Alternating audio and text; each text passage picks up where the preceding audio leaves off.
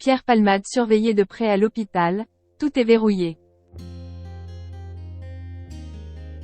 Victime d'un AVC en février dernier alors qu'il était assigné à résidence sous bracelet électronique à l'hôpital Paul-Brousse de Villejuif, Val-de-Marne. Pierre Palmade demeurerait sous haute surveillance, selon les dernières informations de RTL. Le 10 février dernier, après avoir fait la fête plus de 24 heures sous stupéfiants dans sa demeure de Célisambière.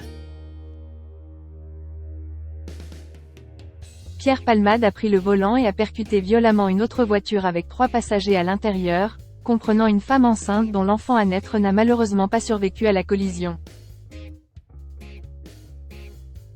Mis en examen pour homicide et blessures involontaires par conducteur ayant fait usage de produits stupéfiants en état de récidive légale, l'humoriste avait été placé sous contrôle judiciaire avec interdiction de quitter l'hôpital.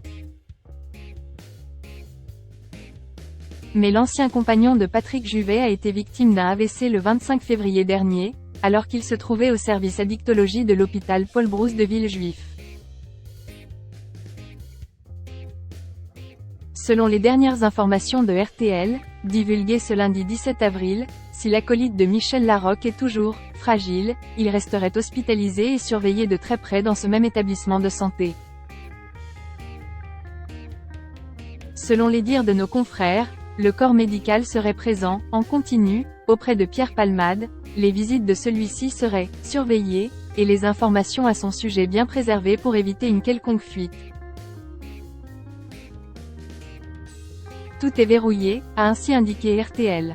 Des précautions nécessaires puisque la vedette du triptyque théâtral Ils s'aiment, ils se sont aimés, ils se re-aiment n'a pas encore été entendue sur les accusations de détention et de consultation d'images pédopornographiques à son sujet.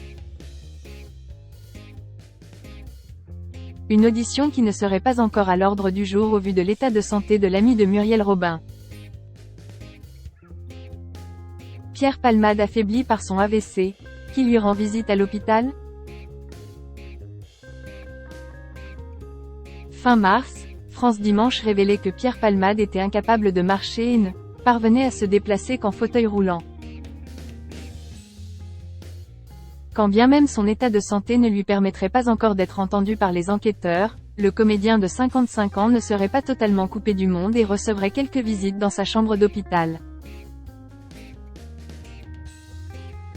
Nos confrères ont ainsi indiqué que son avocate, me Céline Lazec, passerait le voir, tout comme sa sœur Hélène, chirurgienne dentiste de profession.